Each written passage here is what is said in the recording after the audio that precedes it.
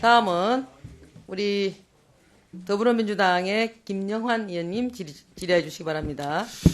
예, 제가 질의를 할 텐데 우리 국민의힘 의원님 저한테는 소리 지르지 말아 주십시오. 예. 후보자님 반갑습니다. 예, 대한민국 헌법 1조 알고 계시죠? 네. 예, 이재명 정부는 빛의 혁명으로 국민들이 민주주의를 지켜주신 그 덕분에 세워졌습니다. 동의하십니까? 네. 예, 12.3 비상계엄을 거쳤어요.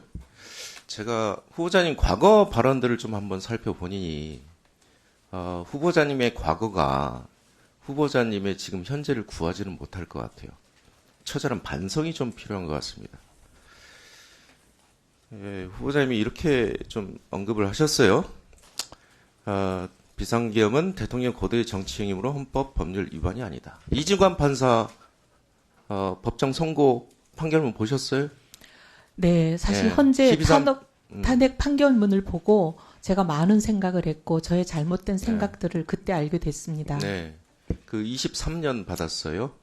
그렇죠? 네. 12.3 비상계엄은 내란이다라고 명확히 네. 규정하고 있습니다. 네. 후보자님 이렇게 발언을 하셨어요. 그때 오히려 저희들을 내란 세력이 아닌가 이렇게 비판도 하시고 그때 국민들이 국회를 지켜주지 않았더라면 저희 민주당은 혹은 다른 야당 합쳐서 이 의결을 할 수가 없었죠. 그 비상계엄은 지속되고 독재로 연결됐을 것이라 생각이 듭니다. 그런데 이 발언들에 대해서 최근에 출근길에서 이렇게 하셨어요. 내란의 실체를 제대로 파악하지 못했다. 근데 어떻게 국민들은 다 일일이 판단하시고 그 새벽에 다 나오셨을까요? 왜 국회를 지켜주시려고 했을까요? 지금 후보자시잖아요. 헌법 제7조. 공직자는 국민에 대한 봉사자이고 국민에 대해 책임을 진다라고 했습니다. 그렇죠? 네. 왜 공직자가 그걸 일반 국민보다 판단을 못하나요? 그 다음에 제가 또 질문 드리고 싶은 거는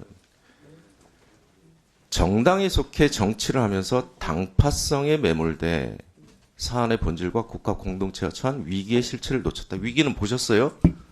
위기는 인지를 하셨어요. 근데 정파, 당파성에 매몰됐다. 제가 몇 가지 좀 질문을 드릴게요. 그 당파원은 이제 절연을 하셨나요? 네. 예. 그러면 지금 이 자리에서 국민들께 과거에 했던 발언들, 민주주의를 부정하고 12.3 비상계엄을 오히려 찬양한 이혜원 후보자의 그 발언들을 국민들께 사과할 용이 있으십니까? 네. 사과는 국민들이 오케이 하실 때까지 끊임없이 반복하겠습니다. 두 번째 질문을 좀 할게요. 그 당파성이 매몰됐다라는 말씀을 이제 하셨는데 제가 최근에 윤석열 체포방해 혐의로 5년 받았어요. 45분의 국민의힘 의원님들이 그 체포방해를 오히려 동조하려고 가셨어요. 그 당파성 여전히 그 당파는 그 당파성을 여전히 유지하고 있나요? 이혜원 후보자가 보시기엔 어떻습니까? 진정으로 이혜원 후보자가 지금 사과하신 것처럼 그런 사과를 했다고 보시나요? 아직은 아니죠. 저도 들어보지 못했으니까. 그 다음에 한덕수 이진관 판사 판결문을 보면은요. 중요한 거 몇 가지가 있습니다. 12.3 비상계엄은 내란이다. 네. 예, 그걸 규정해 주셨고요. 네. 두 번째는 한덕수가 집합범 중에 하나, 공범. 내란 중요 임무 종사자다. 해서 23년, 15년 구형을 했는데 23년 선고를 받았어요. 그만큼 이 내란에 대해서 사법부가 정말 진중하게 판단을 했다. 그런데 아직도 그 한덕수 그때 탄핵 때나 한덕수 판결 이후에 국민의힘에서 혹시 그 당파에 의해서 사과를 사과를 한 적을 보신 적 있으십니까? 저는 못 봤는데 했는지는 제가 잘 모르겠습니다. 제가 본 적은 없습니다. 네, 그러면 이혜원 후보자가 말하는 그 당파성, 정파성에 매몰됐다. 근데 그 정파는 아직 변화되지 않았다라는 것을 인정하신가요? 저는 그렇게 보고 네. 있습니다. 그런데 이혜원 후보자는 그 당파 정파에서 벗어났다. 이런 말씀을 주시는 거죠? 네. 네. 알겠습니다. 그다음 제가 불법 청약에 대해서 여기도 후보자님의 문제가 좀 있습니다. 제가 이 사건을 쭉 보면서요. 뭐 장남의 신용카드 자료니 무슨 교통카드니 출입 기록이니 이런 거를 굳이 안 봐도 대단히 큰 의혹들이 좀 있는 것 같아요. 왜냐하면 파악 가능한 자료들이 좀 있으니까요. 지금 이 시세 차익이 얻어진 건 사실이에요. 그렇죠? 네. 네. 그런데 이 청약에 대해서 로또 청약이다. 일반 국민들이 이렇게 보고 계셔요. 그런데 문제는 과정과 과정의 공정이에요. 자, 그 다음 한번 볼까요? 지금 부양가족 수가 문제였어요. 제가 보기에는 무주택 기간하고 입주자 저축 가입 기간하고 이건 다 만점을 받으셨으니까요. 부양가족을 어떻게든 고점으로 유지를 해야 청약 당첨이 가능해요. 제가 보니까. 그런데 이게 세대라는 게 이제 실질적으로 주거와 생계를 같이 하는 가구를 의미하는데 보면 전세권을 이미 설정하셨어요. 예를 들면 보통의 일반 서민들은 입주하고 그다음에 확정일자 받아요. 그러면 대항력이 생기니까 굳이 그럴 필요가 없어요. 하지 않는 일입니다. 근데 전세권을 미리 설정했다는 것은 의도가 있는 거예요. 전입신고에 대한 하지 않겠다는 의도가 있는 겁니다. 왜? 생계를 계속 같이 해야 되는 가구가 있어야 되기 때문에 청약에 들어갈 수 있는 거죠. 그 다음에 제가 이것만 한번 보여드릴게요. 며느리는 계속 지속적으로 당첨될 때까지 존재하지 말아야 됩니다. 왜? 며느리가 존재하면 실질적으로 결혼한 사실이 탄로가 나는 거죠. 그리고 며느리가 있으면 청약하는데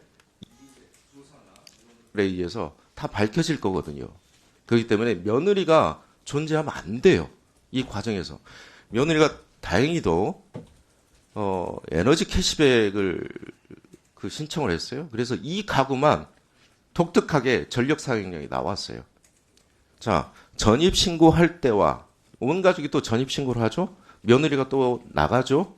이런 모든 과정에서 봤을 때 제가 보면 별다른 변화가 없어요. 그러니까 이전에 장남이 결혼을 하고 여기에 살았거나 안 살았거나 5명이 다 이주를 했거나 아니거나 전력 사용량이 특히 여름은 좀 올라가죠. 그런데 장남이 전출한 시기를 한번 보세요. 그 원페타스에서 이쪽으로 전력 사용량 한번 보세요. 똑같아요. 그 이전과. 그래서 마치 5명이 유령처럼 돌아다녀요. 그 다음에 이게 가스 기록이거든요. 제가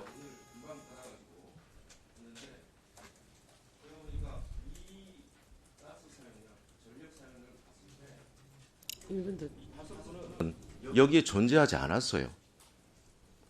어떻게 사셨는지 제가 모르겠는데 장남은 결혼을 했고 그 결혼한 사실 세대수를 사실은 유지를 해야 되는 것 때문에 결혼 사실을 알리지 않았고 결혼 신고를 하지 않았고 그러면 저는 이혜원 후보자가 충분히 여기서 해명을 해야 된다고 봅니다. 네.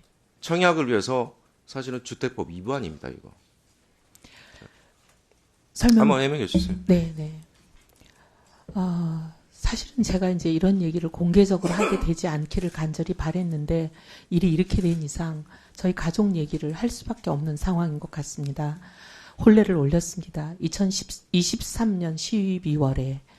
그리고 그때 계획은 장남 이제 부부로 될 걸로 알고 신혼집을 마련하는 게 저희 계획이었습니다. 그래서 용산집을 각자가 50%씩 내서 용산집을 마련했습니다. 전세를.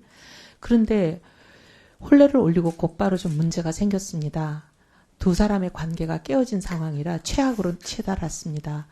그래서 당시 저희는 그 혼례를 유지하기가 어렵다고 생각했습니다.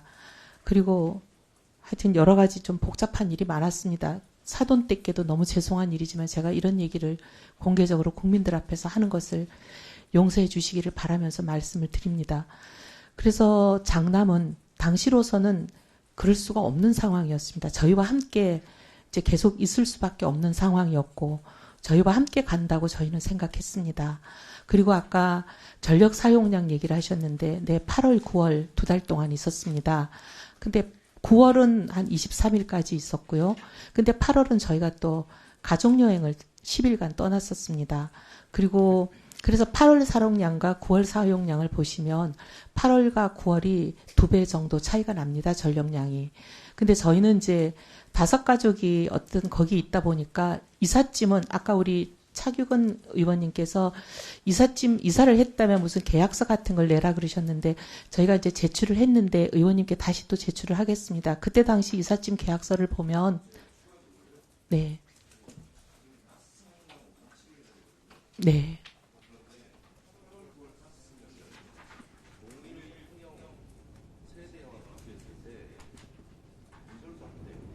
사실 저희는 식사를 거기서 하지는 않았습니다.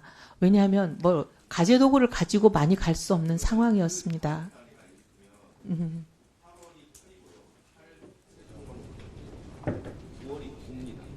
그런데 24년 12월이 되면 146으로 급격해져요. 24년 12월.